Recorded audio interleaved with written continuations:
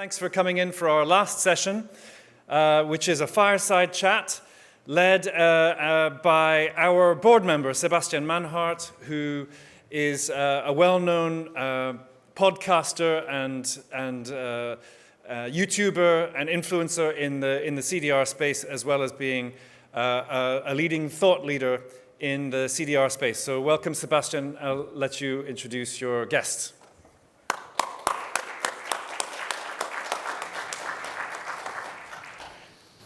So welcome everyone to this fireside chat entitled Taking Stock, the State of CDR with Oliver Geden. As Chris already mentioned, I've never been introduced as a YouTuber, just for the record. I should mention I'm a NEP board member, I'm Senior Policy Advisor at Carbon Future, and also relevant for today, the co-host of the CDR Policy Scoop, the industry's leading policy podcast. In fact, today we are recording this episode. It will be on YouTube and wherever you get your podcast tomorrow. If you don't know the CDR Policy Scoop, check it out, subscribe. If you're listening to the session, you're probably going to find it useful. Now I would like to introduce my guests, if you want to come in. Oliver Geden probably doesn't need an introduction. Most of you will know him already. But just in case, and I will have to look at my phone because he has a lot of different positions. But Oliver is the head of the research cluster on climate and energy policy at SWP. You'll probably also know him as the vice chair of the IPCC working group number 3. And also relevant for today, he is on the executive team of the State of CDR Report. And he is a co-author of Chapter 5 on policy, which we will definitely draw on today. In the next 30 minutes, we're going to cover a lot of ground, and we want to cut through the noise, get as deep as we can on specific policy topics, and basically make sense of everything that's going on in CDR policy today. No big task, huh? And with that, I mean, today we've heard a lot. We've heard optimism, we've heard pragmatism, we've heard a lot of different specific policy measures, especially the ETS. Oliver, over to you. Are we on track? Well, I think on mitigation we have never been on track if you take certain global targets seriously. We are on an upward trajectory concerning CDR, but I think if you compare that with numbers where we would need to be, at least globally, we're not on track. For the European Union, it's a little bit hard to say because it's legitimate for the European institutions to define themselves what kind of numbers do they want to reach by when. Yeah, but generally on mitigation, we're never on track. Yeah, and we're going to come to some of the themes of that from the latest report soon. So in the report, and we're going to, if you haven't read it yet, State of CDR, most important report of the sector, came out earlier this week. Make sure you check it out. It's 300 pages packed with incredible information. I spent last weekend reading it, and one thing that I really liked is the framing of how to look at different policies. You talk about foundational policies, supply side and demand side. And I guess, I mean, I'm sure there is not one only, but how would you prioritize these different buckets for a given country? Yeah, I think for a given country is the important caveat. I think it's not a one-size-fits-all. There are different political economies. Some countries early on said which CDR technology they wanted to prioritize. I think we all know, we heard that today several times, at least in Europe it's now about demand, but it's usually in OECD countries that you do supply side policies first to create at least some buzz in research development demonstration, but you also have to do foundational policies, MLV, we heard in the panel before. Depending on the political economy in your country, in the beginning you may have foundational policies about CO2 transport networks and storage that also then cover fossil CO2 from industrial and maybe even energy installations like we have seen in the US. So foundational you will, which also covers targets, you will do, at the beginning you will do it in parallel. Usually then you start with with supply side, which is always nice because you can hand out monies, being it research money or tax incentives, tax breaks, in a field that is slightly contested or has been slightly contested. It also allowed governments to say, no, this is just for research, so don't worry. But yeah, we're now at a point where we need to create demand and stable expectations. I think that's where we're moving in the OECD and where we see more and more policies coming online and things where countries also can learn from each other.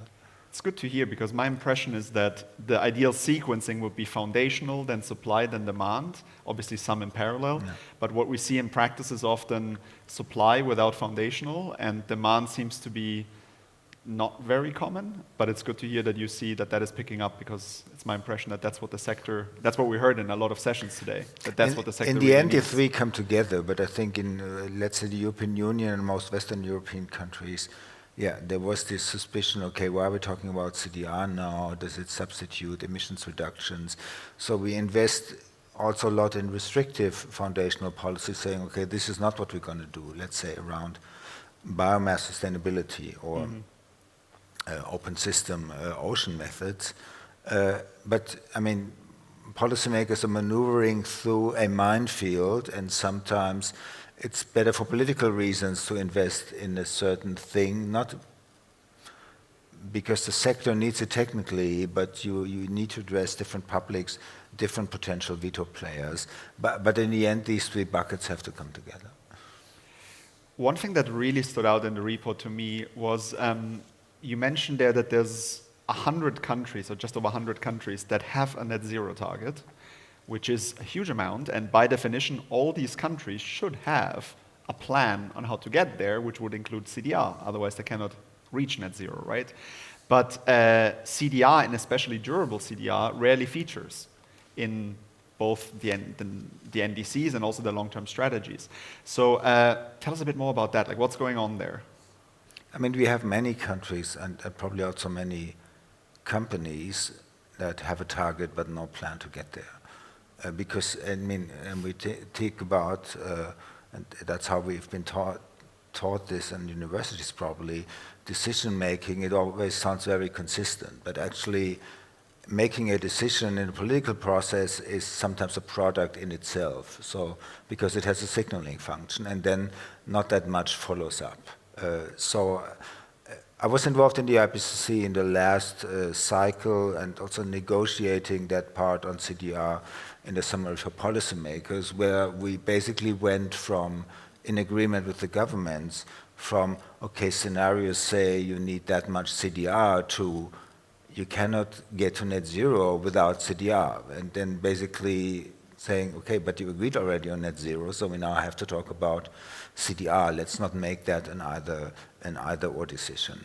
Then the second part is that what kind of CDR? So the State of CDR Report, like global mitigation scenarios, like the EU accounting, also looks at the LULUCF contribution, land use change, and forestry. Globally, of course, gross removals from forestry are the biggest chunk right now, whatever label you give that. But LULUCF, the problem is always that governments, policymakers of all kinds, NGOs, often look at net numbers, and then they put that net number somewhere. Often it's a net sink. If it's in the NDC, it's a net sink. If it's a long-term strategy, it's a net sink. But then it's entirely unclear, okay, what is happening on the emission side, like stopping deforestation, what is happening on the removal side. LULUCF, they all have in the NDCs that now go until 2035. What we call novel CDR, you may call durable or permanent CDR. I think only 2 countries, I think it's Australia and the UK, have that mentioned in the NDCs until 2035. If you look at the long-term strategies for 2050, it's 1/3 of those countries who have submitted long-term strategies, but that number is also smaller, and the share of OECD countries is higher. So people in administrations know we're gonna need it, but it's actually an easy task just to put it into these documents and then forget about it. So if you do a global assessment, we take these documents seriously in the sense that we look at, okay, how much CDR is actually being pledged in NDCs and long-term strategies, and how would that compare to scenarios, global mitigation scenarios and the CDR part in it. But there is not only negative news in the sense of, okay, do we know they really plan to deliver? There are also countries working on CDR, but they just don't bother or didn't bother for quite some time to put it into these documents. There are even countries who have massively strengthened their national climate laws and will not immediately send a new NDC. So there's always some kind of time lag. I think in the end, for global aggregation, you need that, but in the end, you have to look at what is going on within countries. And I guess, I mean, taking advantage of your experience at the UN and IPCC, that most of us here don't have. My next question was exactly that. How important is it actually for what's happening on the ground, for the policies that are being implemented today and tomorrow, whether CDR features in these plans? Well, if it does not feature, I would say if they don't even promise that's really concerning, because and it also would show a basic lack of understanding. And I think it's shifting now. Of course, if you have it on a level, the EU has it now, and many European countries, it will show up for sure. Or if you look at countries that within Europe that have started implementing very ambitious climate laws, it's clear if you think it through, you have residual emissions from hard to transition sectors, and then you need to put a CDR component in there if you want to show scenarios. But there can also be countries in the global south where basically consultants paid by European countries did stitch together the NDC, and there are things in these NDCs that are completely disconnected from what's going on in the ground. You mentioned Australia and the UK before, but I'm curious, you have this global perspective. Who are the front runners? Like, what is an example of a country or two who are doing particularly good work on this front? I mean, the question is then, front runners in what? I mean, of course, the US was the front runner until the change in government. It's not that nothing is going on there anymore. I mean, whenever something survives, like two of the DAG hubs, you're already positively surprised that it's still there. And of course, for direct air capture, that's still super important. In a regulatory way, I think Canada has been mentioned, UK has been mentioned. UK started early in talking about it and having it in plans. They were also the first industrialized country with a credible net zero plan. Switzerland is doing a lot that is also connected to having two of the major companies in the global CDR sphere originating from ETH, but I think the EU regulatorily is now moving front when the Commission will propose not only how to integrate in the ETS, but then when we see the full package coming from the Commission, we would need to hear even more about CDR by the end of the year. And then I think if you look at methods, then it may be different countries who bring in certain methods forward, which I think had to be expected because some of these methods are either connected to successful or potentially successful companies in certain countries, and some have to do with the climate or certain applications like enhanced weathering in Brazil and India, for example. I think nobody really knows what may be going on in China, but they also have a net zero target. They have a national CDR roadmap. I don't know. I know the people who drafted that roadmap. They're also involved in the IPCC. I don't know how seriously the government is taking this roadmap. But imagine China would seriously say, okay, here's our net zero 2060 trajectory. It's interpreted as a CO2 only. That has a little bit less CDR, but in global comparison, the numbers would be massive. So there may be a big surprise in there if they see, okay, other countries are taking it seriously, we can sell them clean tech in that area as well. Biochar, for example, is very dispersed, and it's even hard to track all these smaller scale projects that you have to do mainly with surveys right now, because almost none of this, if you take out forestry, shows up in national inventories, so the official statistics of emissions and removals that countries have to submit to the UNFCCC. So I think in 10 years from now, we should be able to track these things also via official statistics. Interesting. And on the topic of China, for example, in the report, I found it very interesting. I discovered through this report that there's a 1,000-ton DAC project by Chinese Petroleum that I didn't know. But yeah, anyway. One thing that stood out in the report for me was the share of the mitigation effort that you attribute to CDR. You talk of 16% there, average, global. And that really stood out to me because when we hear, what role does CDR need to play, usually you hear 5%, 10%, very rarely a number as high as this. And this is an average, so I would imagine in some countries it could be even much higher and in some a bit lower. Can you unpack those 16%? Yeah, first an example. I think while there may not be an official Saudi scenario, if you look at the modeling groups from Saudi Arabia, I think and Saudi Arabia has a net zero 2060 target. They have 60% residual emissions in 2060. The rest is then direct air capture with storage. But that's not the reason. I think the reason is that if you look at the European Union, originally we had the 80 to 95% target. In that 95 to 100, there was an implicit assumption about a net LULUCF sink already, and yeah, it would have been too politically sensitive to come up with a higher number. The second reason is that usually we make the mistake to, even in these calls for split targets, to say, yeah, we have emissions reductions, we should split out CDR, but what I rarely hear is splitting LULUCF as well. Because in LULUCF we have emissions and we have removals. And the famous minus 310 in the European Union by 2030 is a net target. And it would consist, if we achieve it, I doubt that we achieve it, of around 150 million tons emissions in the land sector and 460 million tons removals in the land sector.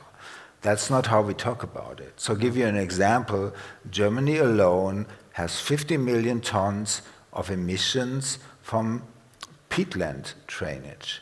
And they're not going down, they're stable. They're right now at 8% of the national total, and the share is growing. So if you take that perspective and say, well, removals should not substitute for emissions reductions, for some reason we forgot about that in the LULUCF sector. And if you split that out in emissions, gross emissions and gross removals from LULUCF, then of course your removal numbers go higher and your residual emissions number go higher as well. But usually models don't do that. And the famous slide I almost forgot from the initial European Commission document that Christian showed this morning, the trajectory in the European Union towards net zero 2050. I think it's from a strategy in 2018 or 19.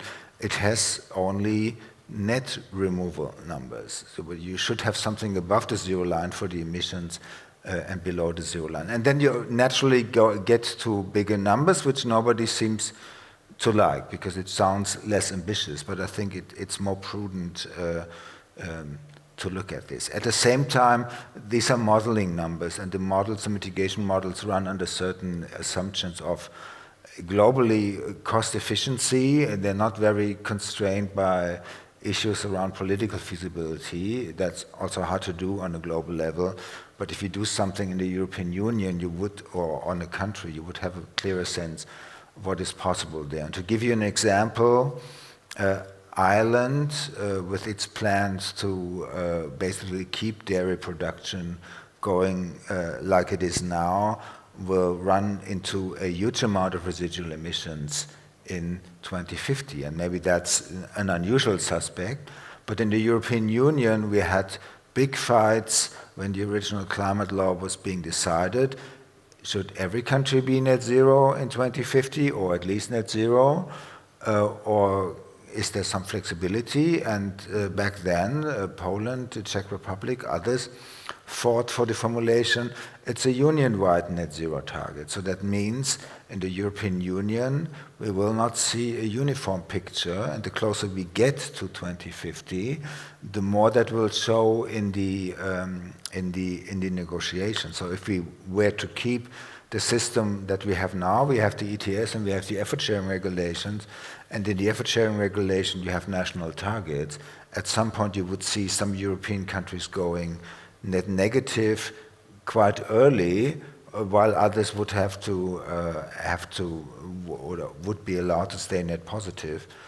Or the ETS would need to go net negative for the ESR. LULUCF was always that kind of flexibility resource, but with accelerating climate impacts, there are really doubts what is a realistic and feasible range for net removals from the LULUCF sector. So it's a different way of looking at these numbers, where it mainly comes from. And I guess you've already gone where I wanted to go, which was going much deeper on Europe and some of the key policies and themes. You touched on it just now, but Christian, this morning, he mentioned the potential for national removal targets, durable removal targets, to be proposed by the end of the year. And as you said, some countries would potentially move faster, some countries wouldn't. But how do you see the role of durable removal targets, or split targets, basically, at the national level in Europe? I mean, I think it would be what nobody here knows is what the future basic pillar system will look like in the European Union. Well, we kind of assume no major change, maybe ETS2, if it starts, goes into the ETS pillar, and then we don't have it in the effort sharing regulation anymore. But that would simply still be the second pillar, and we have LULUCF. And then the question would be, where would national removal targets sit? Because if the removals are integrated in the ETS, then it creates some kind of regulatory imbalance. If I only had national targets like we had under Kyoto, where basically every EU member state had a target, that would be easier to do. But a national target within a European-wide harmonized system like the ETS, I find a bit hard to imagine, unless they're really small and they're only there to incentivize that they're all doing something. Mm-hmm. But I guess it would also, you would find some resistance in Eastern and Southeastern Europe, because their removals beyond the LULUCF sectors are also seen as something. I mean, the global debate countries would say, and we heard it from the UNIDO colleague, this is something that the global north is required to do. And I think Latvia would say, okay, this is something that Germany and France can take care of. But if we get a target too high, then we will need to buy into a system that is flexible. But then we basically have to buy stuff if we have these targets. The targets will, of course, be negotiated politically. But I think the new pillar system we will get will be very decisive. Will the Commission manage this time to create an AFULO pillar? Will we really start with ETS2 in 28? How will that look like in the future? I think that comes first. You can, of course, play through what do you want from the position where you are, what kind of pillar system would be good for you.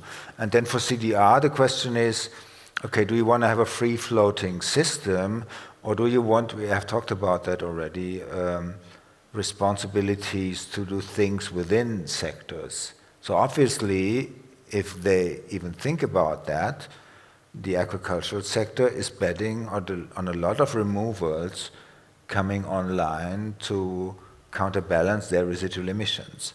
You could theoretically say, yeah, well, why not make this sector responsible for also delivering the removals they need, which would then favor certain carbon removal methods like enhanced weathering on arable soils. You could do that. I doubt that we get there, but you could do that. It's a little bit like the debate we have for the aviation industry, how to come up with a counterbalancing system, or do you have an ETS or whatever market where you can just buy the removals you need. I think that's a little bit uncertain, and this uncertainty is broadened by the 5% of international credits, where we just don't know the criteria, and probably they will be more lenient than everybody is talking about it right now. I mean, basically we have to promise we don't want to recreate the mistakes of the CDM system under Kyoto, which cost Europeans also a lot of time to get it out of the ETS again. I'm not so sure what kind of role these 5% will play. Is it possible to have a sub-target for CDR within these 5%? May also be a way to incentivize Do you CDR. think that's realistic? Because that's next question I had for you was on international credits, and pretty much exactly this. I'm not sure if it is realistic. I think there's the basic tension that you have in the text. It sounds quite good, and we're not recreating the mistakes of the past, but if you hear policymakers talking, it's about reducing costs. As much as possible, yeah. Although I would say that it's not only about economic cost, and then you compare marginal abatement cost, it's also about political cost. It's about, would international credits allow me to ignore certain veto players on an EU level or nationally? Or how, in general, we see the shift now, we see it in many countries, from okay, let's decarbonize large infrastructures like the power system, where basically we're changing the fuel in the basement of our economy. Yeah, it may get a little bit more expensive, but voters don't care that much. But if you go into transport and buildings, you're interfering in their daily lives. And I think this political use of not being super strict in sectors and getting residual emissions to zero, by having a CDR option, I think there will be some allure. And of course, they will all say, yeah, hard to abate, so we need CDR.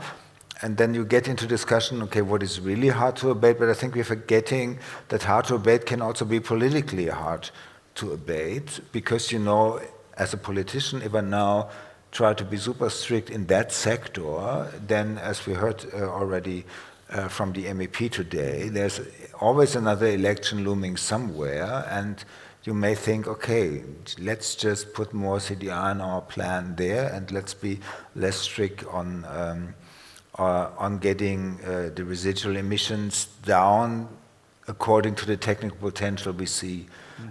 So there's this kind of flexibility source. Then you have people who want to reintroduce price control in the ETS with the help of CDR, depending on whether you have intermediaries or not. So again, you bring in two new quantities, international credits and CDR, and every policymaker will think, okay, what can they do for me? And that can be good. You can get support from unexpected camps, but you may also be in for surprises.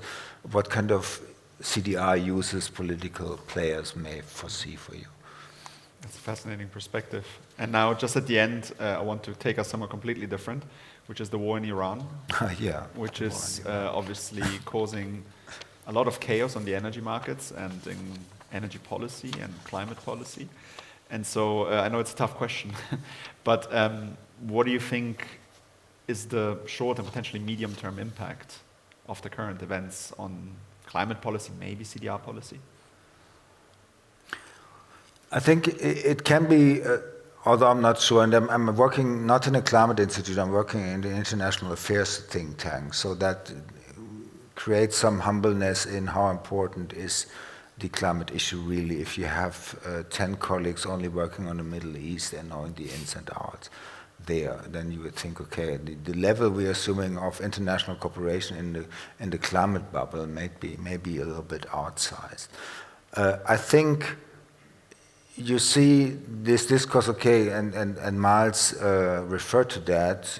We need to get fossil fuels from everywhere else now, and also start exploring again in countries where we 5 years ago said we will just stop that. But at the same time, I think it will also create a mood to say, okay, we need to become more resilient, and we may need to accelerate the energy transition. And I think both can happen at the same time. But if you look at the situation post-2022, I was positively surprised.